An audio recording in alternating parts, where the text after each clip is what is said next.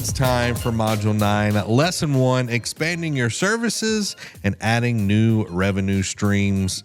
This is good stuff. Yeah, this is where you take it to the next level. So why does it matter within your practice to kind of diversify? Yeah, so anytime that you can, well, let's put it this way. Once you get everything up to this point in your ducks in a row, right? You're maxing out your profitability with all of your other things that you've already implemented.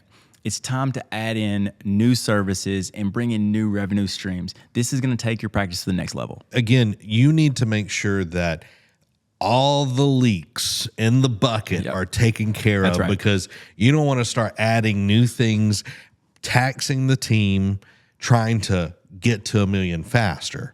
So you're in a good place here. All right, that's what the mindset we've got here. So how can offering more things actually help you reach $1 million faster in production? I mean, you have different revenue streams, right? So you add whitening in, right? That's one thing it's simple, that's really profitable. You can add in retainer subscription programs, right? I think that those are another thing that adds another layer of profitability into your overall scheme. You can do other services like Botox and things like that, depending on your patient population. Yeah. You're not going to do it on a kid. Right?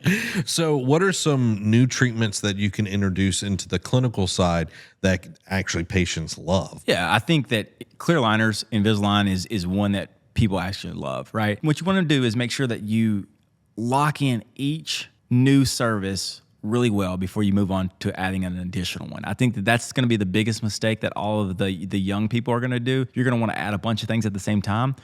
Maximize that one, then add another one. Yeah, and I think going into that and finding something that is simple to put into place, like a retainer program.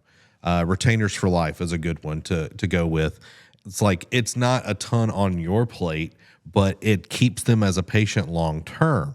So what are some non-clinical revenue streams that you could add within the practice? Yeah, I think one of them would be you could do in-house like retainers. You could do in-house aligners, 3D printing that way. That could save your lab fee, which would increase your profitability. Could you add like branded water picks or hygiene? You could even do custom vitamins, right? I think that that's a really good treatment option. You can do supplements for your teeth, those type of things. All of those little outside the box things, but that still are in your lane, could add revenue streams. So how can you figure out what new services to add? Like how do you decide that? A good way to do it is to survey your patient population, right? You can send, after they're done with the treatment, you can say, what would have made your experience better? Or you can say, if we were offering this, this, and this, which one would you prefer, right? Those little things to get insight about what your patients want and desire are very helpful. A good way to also check is see what other practices are doing. You know, it's like they've already done market research. They've already seen, and is it successful? And you can even ask the doctor, hey, you know, how's this going for you? Are you seeing a good ROI? Is it?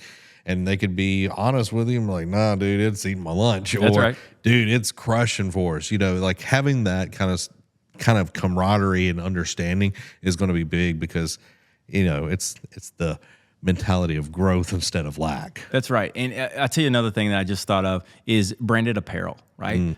Having your own merch is something that you can have another revenue stream. Like, I'm not saying that I need Elevation Orthodontics across the front, but you know, those small shirts I have, that's kind of a little bit more generic and can kind of go with anything. And we found that revenue stream is actually pretty good for us. Why is it not a good idea to add things that don't match the brand? Yeah, you got to stay consistent, right? You want everything to go back toward your brand identity. So if you start adding things that don't make sense or are not in your lane, then it's going to confuse your clients. I remember I tried to add some kind of micro needling thing. I was really going in with this med spa theme. And then, you know, the more I got into it, I was like, this doesn't align with our values. This doesn't align with what we're trying to achieve. And so we decided not to do it. And I think it was the right choice. I love that. Well, there you have it, everybody. That's lesson 1. We'll see you in lesson 2.